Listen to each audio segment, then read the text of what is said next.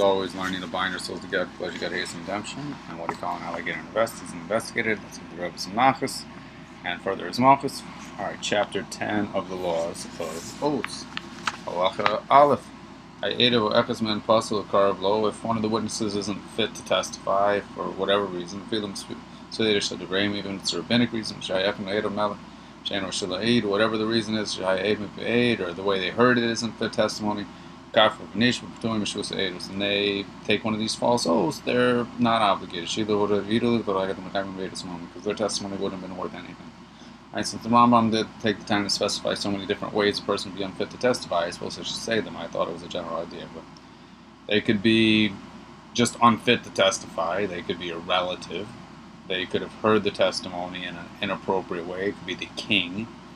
Someone that's a thief is unfit to testify. Base. Not something the guy says. He tells him he wants these witnesses to come to say so-and-so said he'd give him a bunch of money, but and they deny the whole thing. These guys also wouldn't be on the hook because the fact that a guy said something does not put him on the hook. Even if they were to come to say, yeah, he did say he would give him a bunch of money, that's not sort of that's not halakhically obligated. Gimel, what if it has to do with the person's lineage? He's also on the hook because it wouldn't lead to any money. Dalit. So you should either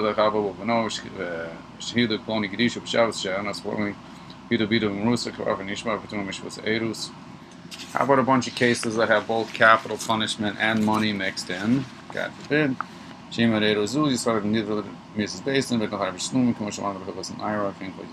guys also wouldn't be on the hook because their testimony also wouldn't lead to a monetary payment because there's a famous rule that if they're going to, God forbid, kill the guy, then he's off the hook for the cash. So there wouldn't have been any money. Hey, if it was one single person, if Shimon was the only witness and he denies, he's also not on the hook because one witness doesn't move money. Generally. Shimon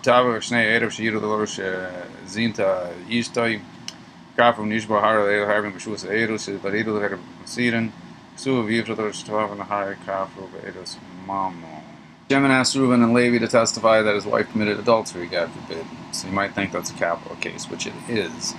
But it also has a financial element for Shimon in that he wouldn't have to pay the ksuba. So these guys would be on the hook. Zion, Tavo Edikino, Edistir, whatever it has to do with Shimon gave his wife a warning about not being secluded with a certain person. And they denied the whole thing. They're not on the hook. Shafilu, Hiru, and Kankiv Mama, because there's no money. She'd have to drink the water. But if she doesn't drink, she'd lose the money. So what about that? The fact that if she would do this and that and the next thing, that it would possibly lead to a money situation, that doesn't count. What would lead to money and money are two different things. Money is money, and what would lead to money is a bunch of things. Because maybe she would drink and not lose the ksuba.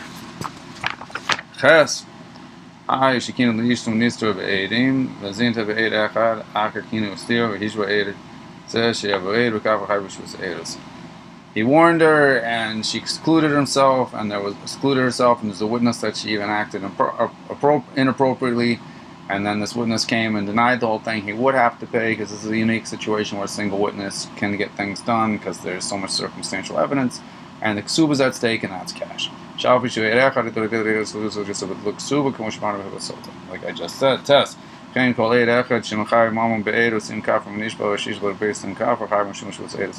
any type of situation, the rare situations where a single witness could move money, he would be obligated because there's money.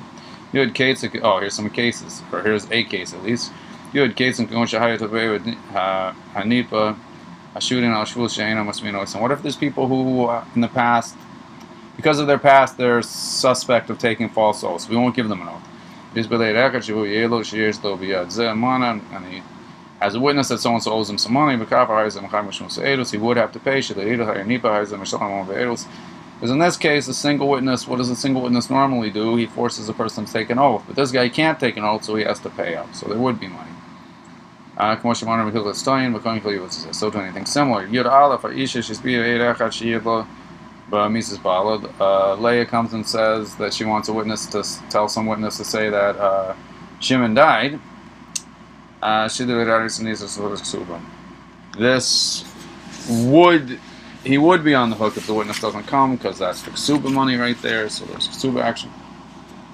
In base mode of a morning, what are we talking about? This only applies if she could collect her ksuba from movable property. But if she can only get from land,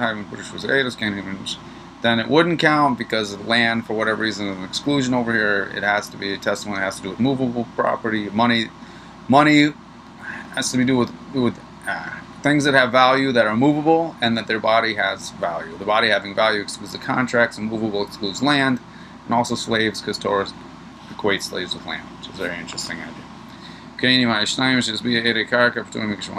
And land never counts, even with two witnesses. Yud Gimel, he administered an oath to some witnesses in court, and they denied it simultaneously. They're both on the hook, and they each have to bring an offering. But if there's a gap in between their denials, then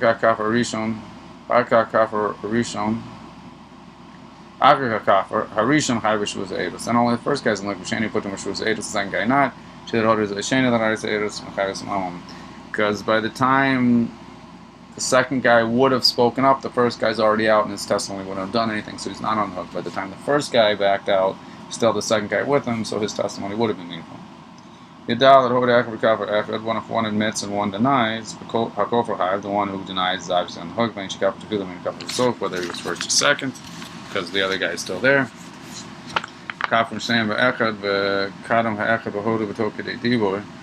It's interesting, they both denied, and then when a split second, one of them turned around and admitted, he's back in, and the guy who's still in denial, he's out. He would be obligated. He's going to have violated this false oath. What if he's administering oaths to two groups of witnesses? And they could both testify. The first group says they don't know anything, and then the second group says they don't know anything. The second group is not on the hook, so they could rely on the first group is off the hook, because they could have relied on the second group. After they'll say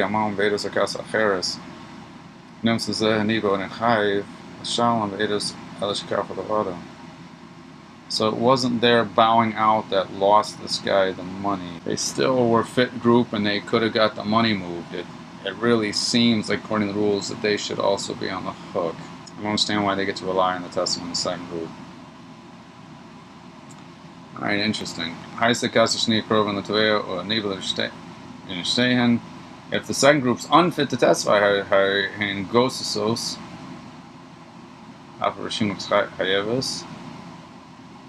the first group is on the hook. Because at the time the first group bowed out, the second group wasn't fit. Alright, that's obviously the case. So Reuben and Levi in the second group were married to Leah and Rachel, and Leah and Rachel were on their deathbeds. The problem with the second group is they're related through marriage to one of the principal parties. It's their wives that are related to the principal parties. And their wives, Rachel and Leah, are on their deathbeds. So at this exact second, Rachel and Leah make it so that Shimon and Levi can't testify.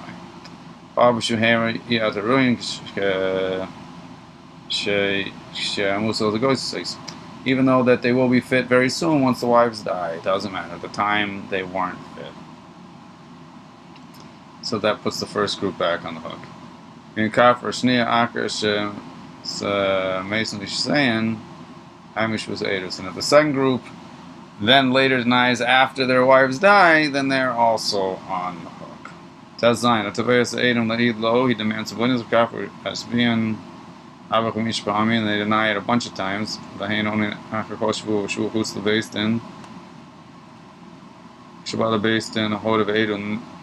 denied all this stuff outside of the court. Then they come to the court and they admit, then they're not on the hook for anything, because they took care of business in the court.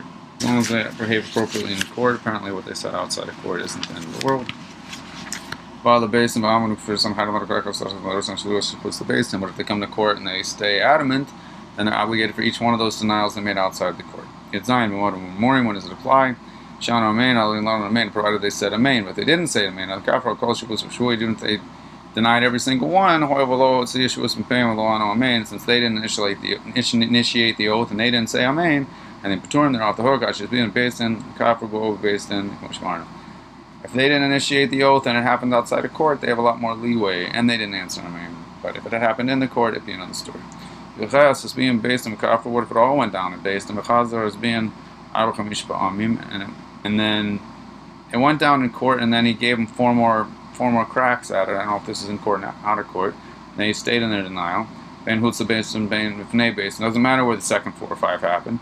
Feel on Amen. Even if they said Amen, or even if they took those themselves, time of time, and I can't wish was only like once, because once it goes down in Basin where they goofed up there, then even if they turn around and do want to testify, the testimony is no longer effective. It has to do with Shuv Choder Einuz and Magid. Once a person says testimony in court, these people testify to the fact that they don't know anything. I don't think that testimony is retractable. As it said within a second or two. There's even a famous case where these people conspired to kill the king's son for whatever reason through testimony, false testimony, and even when they wanted to do tshuva, they couldn't. Once the testimony is locked in the court records, I don't think it can come out. I think that's what happened here.